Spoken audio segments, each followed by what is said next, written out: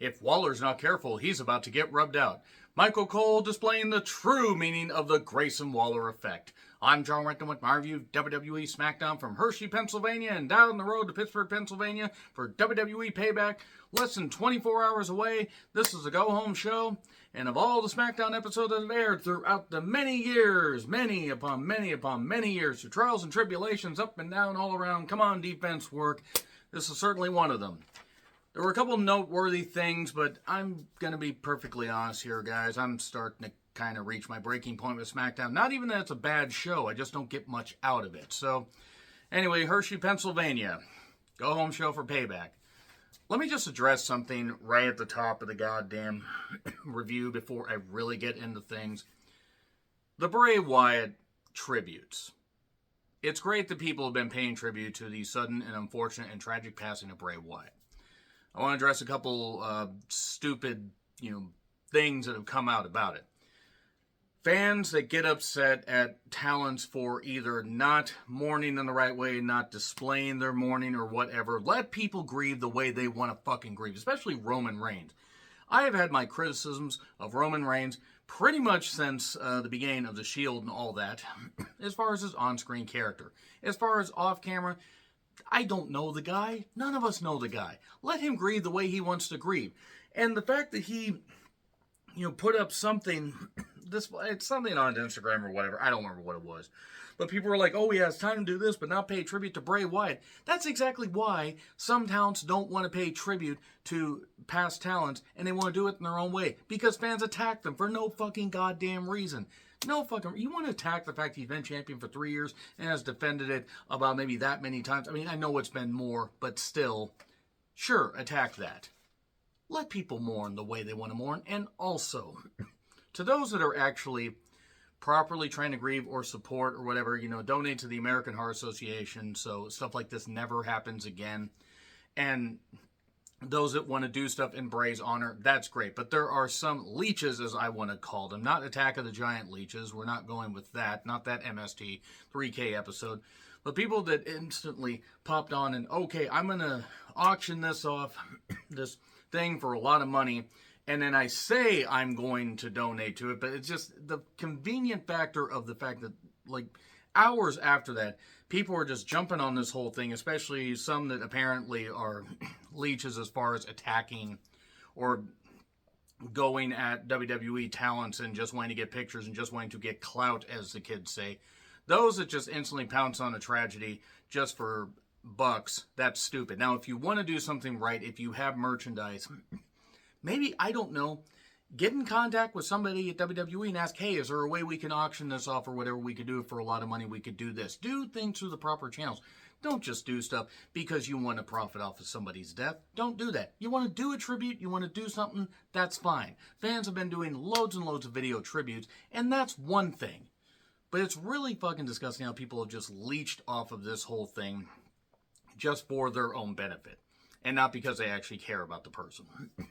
That being said, yeah, rest in peace, Bray Wyatt, and let's do stuff for the right reasons. And if we want to donate to foundations like the American Heart Association and other things that promote heart health and promote, taking care of those that are less fortunate, because Bray Wyatt, fortunately, even though unfortunately he passed away, at least he had quite a bit of money, and he's going to get a lot more money being sent to his family in his honor because of the merchandise and stuff like that. But some are less fortunate. Let's do the right thing, and let's maybe not attack people that are mourning in the way they want.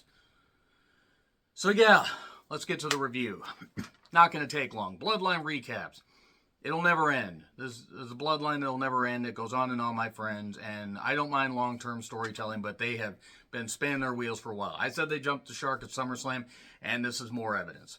So here's Cena. Big old pop. He's back for 2 months because of the strike. He says he's grateful for the opportunity to give back. He's going to be hosting Payback. He's going to wrestle in India. All this stuff. And then here's Jimmy Uso with a new theme. And of all the new themes they could have given him, this was certainly a choice. Why are you here? Because of the writer's strike. Oos. I did it because I didn't want Jay to be corrupted and all that, and it's the same shit that he said before. We know. We saw the recaps. We could go on YouTube and see that. People could see the recaps. Those in the arena could see the goddamn stuff, but whatever. Like Roman or you were corrupted. Cena then basically says, I've been wanting to say this for the last 3 years, but the wrong Uso quit. Ooh. And then Jimmy, in his infinite wisdom / stupidity, maybe it was the hair, maybe it was the various charges that he's gotten away with, tried to kick, that didn't work, AA, so Jimmy just shows himself to be an idiot. And Kayla then was interviewing Theory and Waller. Now, I will say as a team, this is a good idea because Waller needs to be elevated a bit, and Theory needs somebody with personality because Theory will never get a personality. We will not live long enough for Theory to get a personality, but Kayla had her hair down. She seemed to have a whole lot of fun. That's implying something really bad, but she looked great. LWO entrance and break. Santos, Ray, and the various others. Then Jimmy is pissed because a guy pushed a box in front of him. Actually, it wasn't a box, it was a box-like structure. Then Ray and Santos, whose knee is fine, apparently, except it wasn't later in the match, took on Waller and Theory. 25 minutes into the show, the bell rang. 1 minute to the break. Then Waller's not careful, he's about to get rubbed out.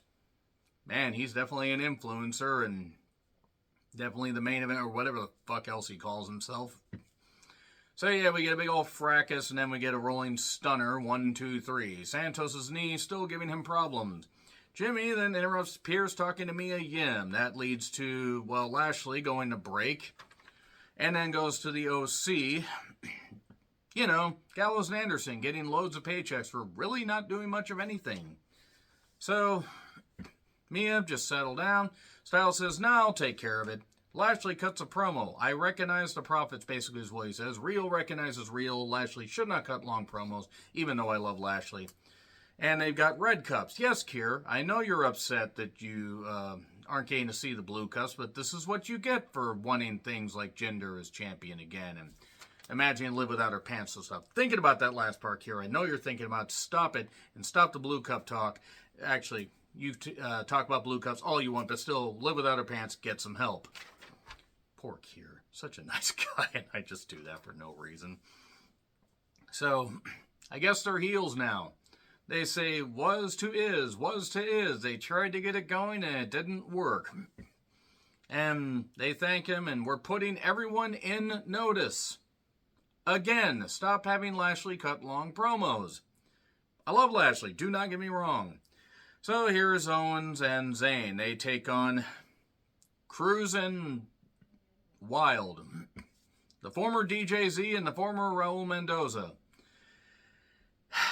Yeah, this didn't last long. Apparently the LWO was like, we're just going to have you at the first hour of the show, which is fine. They sell a lot of merch.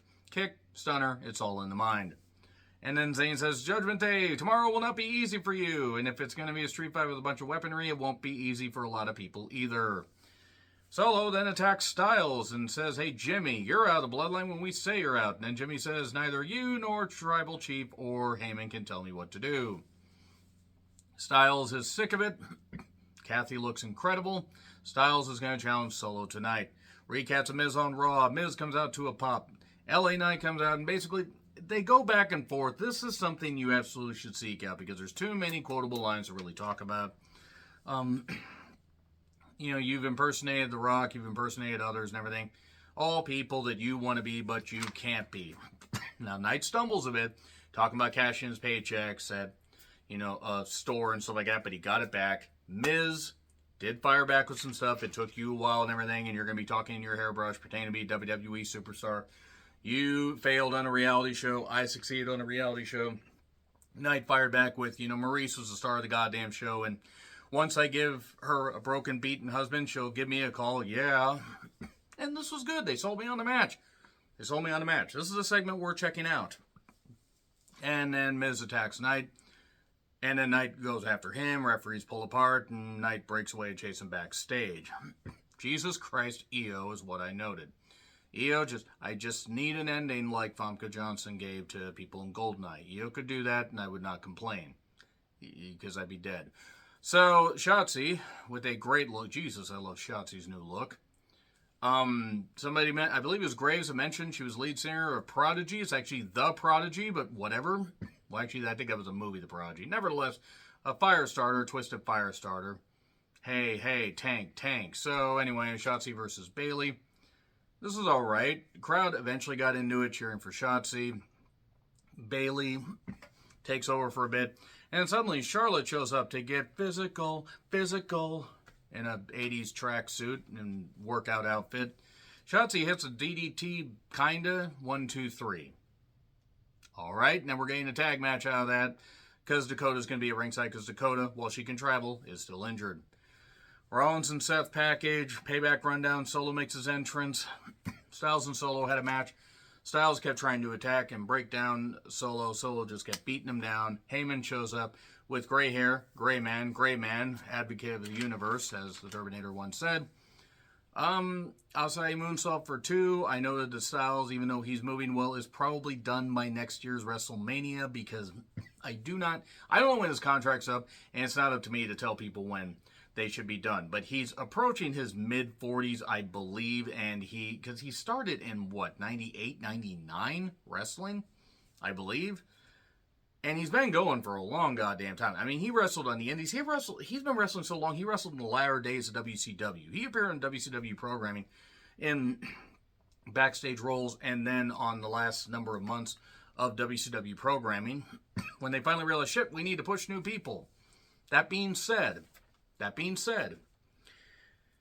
had an all-time great career. TNA, Impact, Ring of Honor, New Japan. I mean, WWE, he doesn't really have anything else to prove. And if his contract's up soon, he wants to retire and spend time with his family and rest his body and live the rest of his life. WWE will use him as an ambassador, have him in the Hall of Fame, no doubt. So, really, this is just him, not even coasting. He's just finishing out the rest of his dates. So, Jimmy attacks Styles while Solo has a referee distracted and a Samoan Spike 1, 2, 3. And then Solo's about to attack Jimmy. He's about to thumb his own flesh and blood, but Heyman stops him, and Jimmy does stuff to Styles and everything. That sounded a lot dirtier in my head, and once I said it. But that being said, is Jimmy in or out of the bloodline? And I don't care. I'm not even mad at this episode. I just do not be surprised, guys, if there are some weeks. And this could be after Cena's done, because Cena is back for at least the dates through October. Don't be surprised if some SmackDown reviews go by the wayside. I'm already shelving some Collision reviews just because of scheduling and wanting to see sneak peeks of movies. So if you see a little bit less weekly wrestling content on here, I apologize. But I can only do so much, and I've been doing this for a while. That being said, content's still going to flow. So agree, disagree, what I said, like, share, subscribe, Twitter handle in the description. I'm John Reckland. I'll see you soon.